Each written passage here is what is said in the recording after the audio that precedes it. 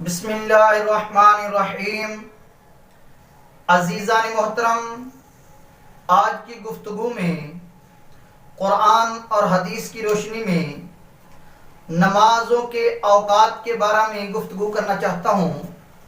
اہل سنت و جماعت کے نزدیک حج کے علاوہ باقی مقامات پر بلا عذر نمازوں کو جمع کرنا، وہ ظہر اور عصر ہو یا مغرب اور عشاء ہو، یہ خلاف سنت ہے۔ جبکہ نمازوں کو الگ الگ پڑھنا، اپنے اپنے اوقات میں پڑھنا، یہ اللہ تبارک و تعالیٰ کا حکم، نبی کریم علیہ السلام کی سنت مبارکہ اور مولا علی رضی اللہ تعالی عنہ اور سیدنا امام حسین رضی اللہ تعالی عنہ کا آخری ایام کا بھی یہی عمل ہے۔ شریعت اسلامیہ میں پانچوں نمازوں کے الگ الگ اوقات مقرر ہیں، حتیٰ کہ نماز تہجد، چاشت، اوابین اور اشراق تک کے اوقات مقرر ہیں۔ اگر ان اوقات کے الگ دوسرے وقت میں پڑھا جائے گا، ظہر کا ٹائم مقرر ہے، اس کو اگر عصر کے وقت میں، عصر کو ظہر کے وقت میں، مغرب کو عشاء کے وقت میں یا عشاء کو مغرب کے وقت میں پڑھیں گے تو یہ اللہ تعالیٰ اور اس کے رسول کی تعلیمات کے خلاف ہے۔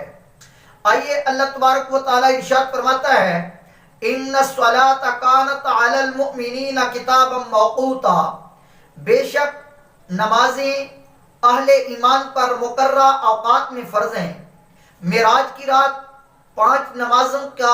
اللہ تبارک و تعالیٰ نے حضور علیہ السلام کو تحفہ دیا۔ اگلے دن جبریل اللہ تبارک و تعالیٰ کے حکم سے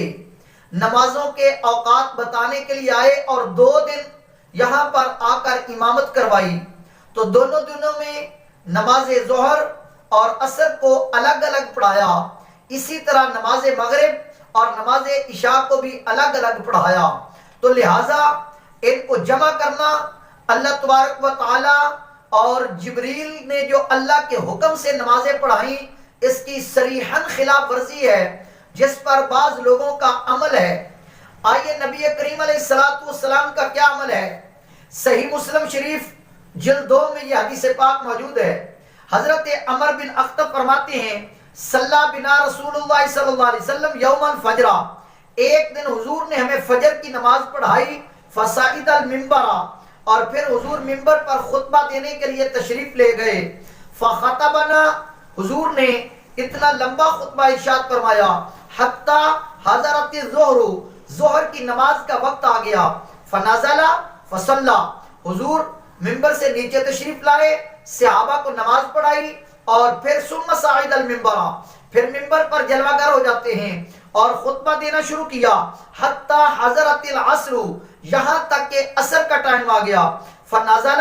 حضور نیچے تشریف لائے، فصلی، نماز پڑھائی، ثم صعد المنبر، پھر حضور منبر پر جلوہ گر ہوئے، تو حضور علیہ السلام نے خطبہ ارشاد فرمایا، حتی غربت الشمس فاخبرنا بما هو کائن الی یوم القیامہ، صحابی فرماتے ہیں حضور نے غروب آفتاب تک ہمیں خطبہ ارشاد فرمایا، اور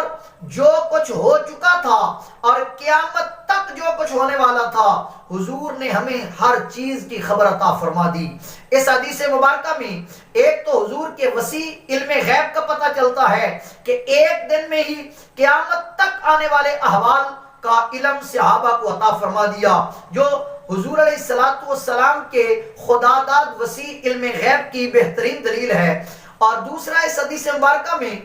ظہر کی نماز کو حضور نے الگ ٹائم میں پڑھا اور عصر کی نماز کو الگ وقت میں پڑھا، تو پتہ چلا ظہر اور عصر کو الگ الگ پڑھنا شریعت مصطفیٰ صلی اللہ علیہ وسلم کے عین مطابق ہے، اور ان کو جمع کرنا ظہر کے وقت میں یہ شریعت نبوی کے خلاف ہے۔ آئیے مولا علی رضی اللہ تعالی عنہ کا عمل صحیح بخاری شریف کی حدیث پاک ہے، ان علی انہ صلی الظہر، حضرت سیدنا علی المرتضی رضی اللہ تعالی عنہ جب خلیفہ تھے تو کوفہ میں آپ نے ظہر کی نماز پڑھائی. ثم قعد فی حوائج الناس فی رحبۃ الکوفہ تھی. تو کوفہ میں ایک چبوترا بنا ہوا تھا جہاں پر بیٹھ کر حضرت علی المرتضیٰ لوگوں کی حاجات کو پورا کیا کرتے تھے. تو اس حدیث مبارکہ سے مولا علی کا حاجت روا اور مشکل کشا ہونا بھی ثابت ہوتا ہے. فرمایا حتی حضرت صلاۃ العصر، ظہر کی نماز پڑھا کر لوگوں کی حاجات اور ضروریات کے لیے مولا علی بیٹھے، یہاں تک کہ عصر کا ٹائم آ گیا تو سیدنا علی المرتضیٰ نے عصر کی نماز کا وضو فرمایا اور اس کے بعد عصر کی نماز پڑھائی. اس حدیث مبارکہ سے صحیح بخاری شریف کی حدیث پاک ہے کہ مولا علی ظہر کی نماز کو ظہر کے ٹائم میں الگ اور عصر کی نماز کو عصر کے ٹائم میں الگ الگ جداگانہ پڑھا کرتے تھے. تو لہٰذا عصر اور ظہر کو الگ الگ پڑھنا مولا علی کے طریقہ اور سنت و شریعت کے عین مطابق ہے، اور ان کو جمع کرنے والا مولا علی کا نام صرف جھوٹا تو لے سکتا ہے، اس کا عمل نہ اللہ کے حکم کے مطابق ہے، نہ نبی کی سنت و شریعت کے مطابق ہے، نہ مولا علی کی تعلیمات اور معمولات کے مطابق ہے. آئیے سیدنا امام حسین رضی اللہ تعالی عنہ سردار کربلا سید الشہداء جب آپ کربلا کی طرف جا رہے تھے تو قادسیہ کے قریب حر بن یزید 1000 کا لشکر لے کر آپ کو روکنے کے لیے آیا. تو اس وقت آپ نے قادسیہ کے مقام پر خطبہ دیا تو ظہر کا ٹائم آ گیا. حضور علیہ السلام کے پیارے نواسے حضرت امام حسین نے پوچھا اور تم الگ نماز پڑھو گے یا ہمارے ساتھ پڑھو گے؟ انہوں نے کہا آپ امامت کروائیں گے پیارے حسین، ہم آپ کے پیچھے نماز پڑھیں گے. آپ نے اذان اور اقامت کہلوائی، اس کے بعد آپ نے نماز ظہر پڑھائی، پھر خطبہ ارشاد فرمایا اور اس کے بعد امام حسین اپنے ساتھیوں کے ساتھ اپنے خیموں میں چلے جاتے ہیں اور اپنے لشکریوں کو لے کر اپنے خیموں میں چلا جاتا ہے. اس کے بعد عصر کا ٹائم آتا ہے، امام حسین دوبارہ پھر اذان و اقامت کے بعد امامت کرواتے ہیں اور آپ کے لشکری مل کر امام حسین کی امامت میں نماز پڑھتے ہیں. تاریخ طبری میں موجود ہے اور کتب میں موجود ہے. امام علی مقام کا میدان کربلا میں جاتے ہوئے قادسیہ کے مقام پر حر بن یزید کے لشکر کے ساتھ جو ٹکرا ہوا، وہاں پر آپ کا ظہر کو الگ ٹائم میں پڑھنا اور عصر کو الگ پڑھنا اس بات کی دلیل ہے کہ امام حسین بھی ظہرین نہیں پڑھا کرتے تھے. یہ خلاف شریعت اور خلاف سنت اور تعلیمات نبوی اور ائمہ اہل بیت اطہار کے خلاف عمل ہے. اہل سنت کا عمل ہے جو قرآن و سنت اور تعلیمات ائمہ اطہار اور صحابہ کرام کے عین مطابق ہے. اللہ ہمیں اس پر استقامت اور مخالفین جو ظہرین اور مغربین پڑھتے ہیں اللہ انہیں ہدایت اور صحیح نمازوں کو اپنے اپنے ٹائم میں پڑھنے کی توفیق عطا فرمائے.